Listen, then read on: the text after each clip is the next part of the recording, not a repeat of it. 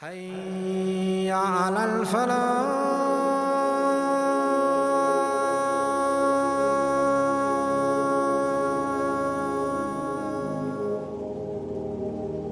Allah in the Quran says, Allah has created death and life to test those who are best in action. And in life, you're going to be tested in both gratitude and in difficulties and trials. And both of them, in fact, are a test.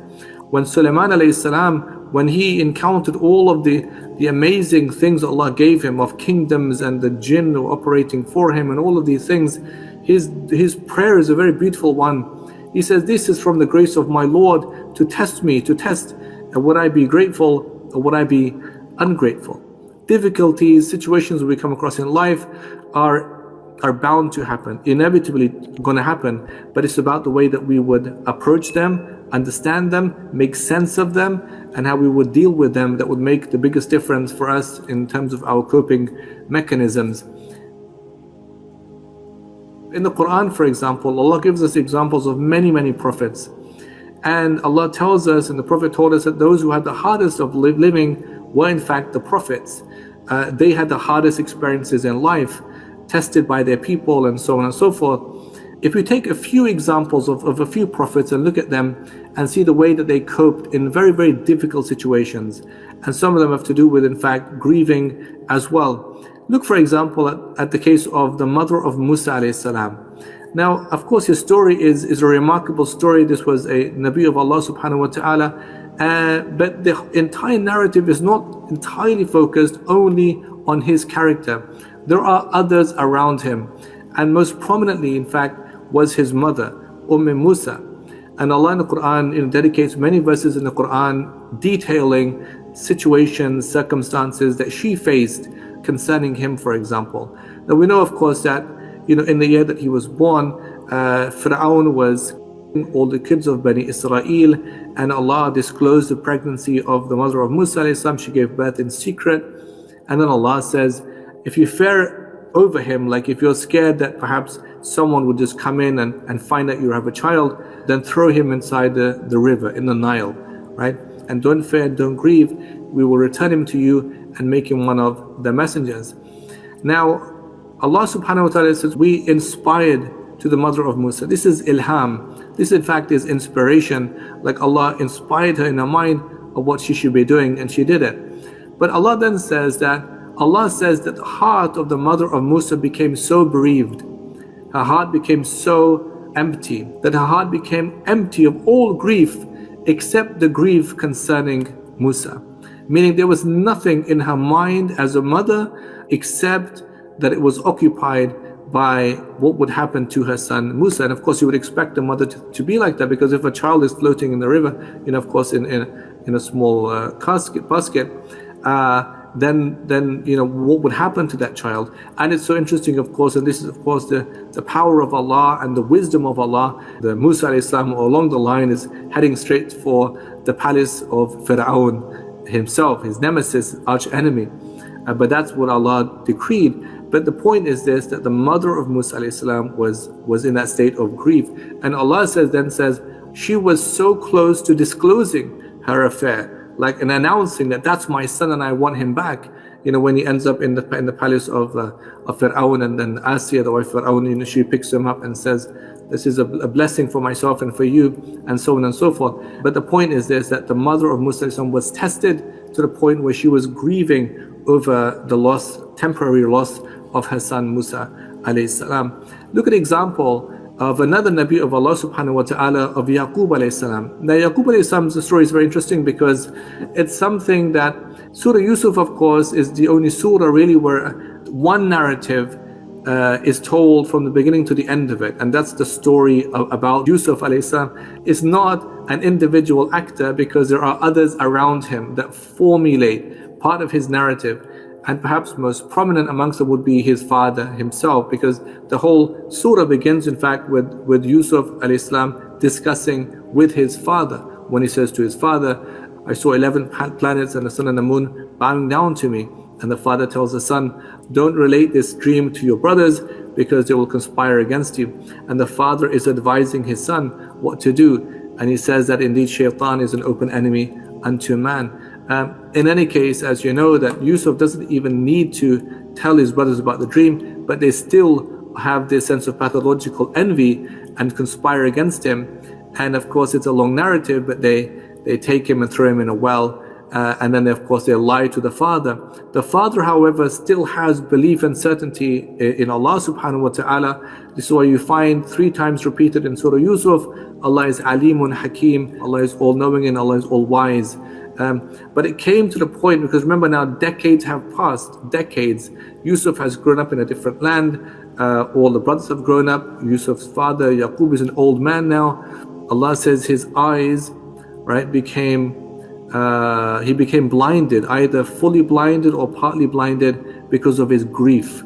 So he was grieving over his son Yusuf alayhi salam, and he cried so much he became nearly blind, right, because of the loss of his son, his most beloved son Yusuf alayhi salam.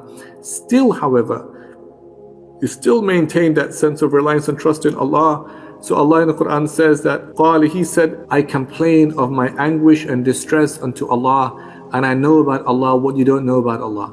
Right? So he is of course grieving, he's complaining to Allah of his anguish and distress, but that shows therefore he's bereaved because of the loss of his son Yusuf alayhi salam. The point is that here you have the best of all people, the prophets of Allah, and even they have bereavement.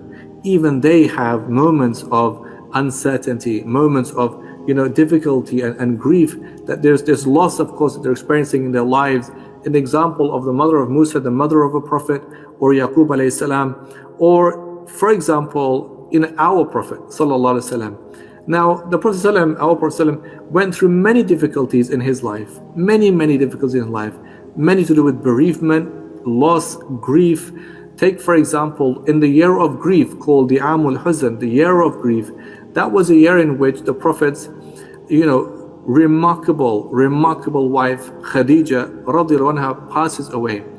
And she passes away in a situation of such difficulty when the Prophet when there was an economic boycott, and the Prophet and his companions were in this wilderness outside of Mecca. There was a boycott on them, a trade boycott, so no one could approach them, and there were of course a few who would go and give food, but on the whole they suffered in that wilderness, having to eat leaves and so on and so forth.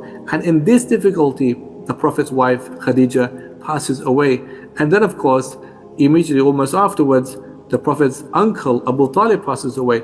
And these really were the 2 biggest supports, physical supports in the Prophet's life at that time. Khadija being the woman who, went through so much suffering in Mecca, right? She sacrificed everything, her wealth and everything, for the sake of Islam and the Prophet.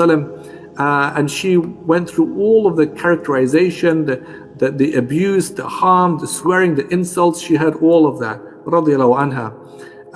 But still she persevered and persisted with Nabi Sallallahu until she met her last days in that difficult situation. She passed away. What loss and what difficulty it was for the Prophet to know that his wife Khadija has passed away. And then Abu Talib passing away, and he was of course the physical support because of alliances, being from the Prophet's clan, and he, at least even if he wasn't a Muslim, he could still have a say in terms of the Prophet's protection. He passes away, right? That sense of this is 2 most important people really in terms of his physical support, emotional support, have now passed away. That's why it's called the Amul Huzn, it's called the year of the grief. And then what made matters even worse, the Prophet then had this sense of hope that if he goes to the people of Ta'if, with Zayd, then maybe they would reciprocate to the message. And he goes there, and as you all know, they began to pelt him with stones, right? And he was injured and bleeding, and it was of course that situation. So all of these things, they kind of came to a head really in that very difficult year of grief.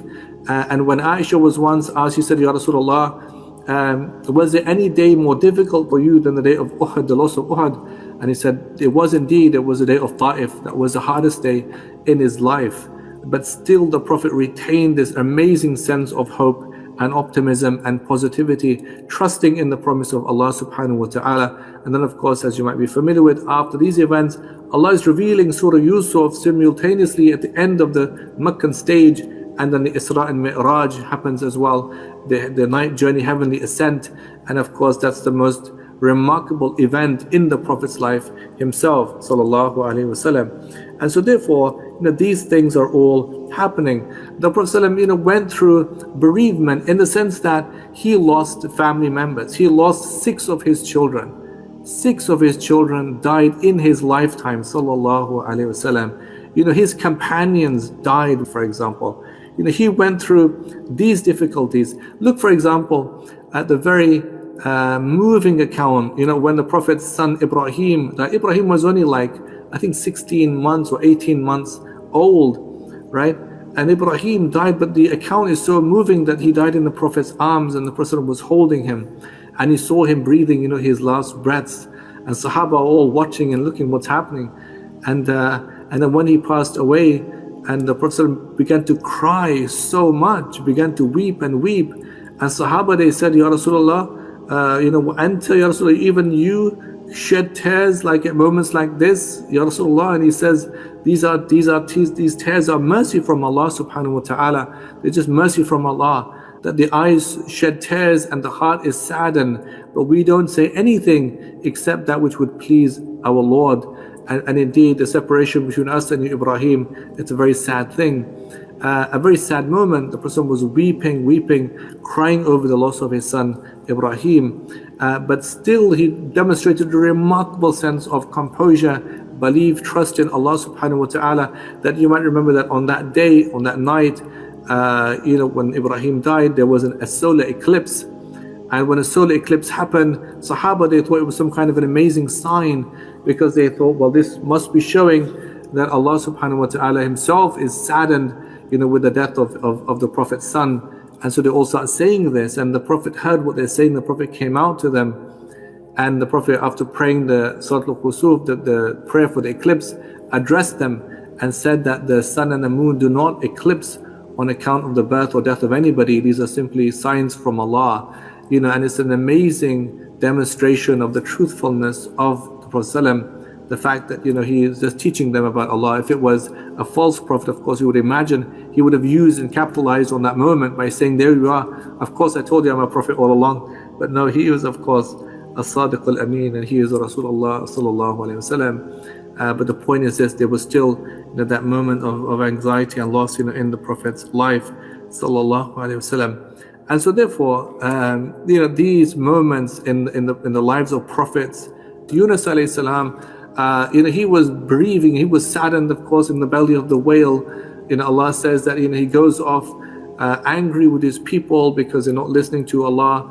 And Allah says that he came to a ship that was fully laden. They had to cast lots because of some kind of a storm taking place, and it's Yunus's name called out all the time. Yunus is thrown overboard, therefore. And Allah says that when he's thrown overboard, a whale swallows him whole, and he was the one to blame. And Allah says, and he's full of course, this sadness and remorse. And Allah says, in this difficulty, cries out in the darknesses. The ulama, they say, it was the darkness of the sea, the darkness of the whale, the darkness of the night, and he cries out, what? Allah ilaha illa ant subhanaka in kuntum min al-zalimin. None deserves worship except you. Glory be to you, O Allah. And indeed, I was the one who wronged my soul. And Allah says, we responded to him and we removed his grief from him. That means he was in a state of grief, of course, what you're supposed to do in the belly of a whale. And Allah says, we responded to him and we removed his grief from him. Just like that, we respond to the believers. So therefore, the lesson of Yunus is really paradigmatic, because it's teaching us that when we find ourselves in moments like that, always trust in Allah. In his dua, you'll find 3 things. You'll find Tawheed, La ilaha illa ant. You'll find Tasbih, Subhanak, and you'll find Istighfar, Inni kuntu min al-zalimin. And Allah says, just like that, we respond to the believers in their own difficulties and trials and hardship that they're facing in life. And so therefore, to remember that we will undergo difficulties.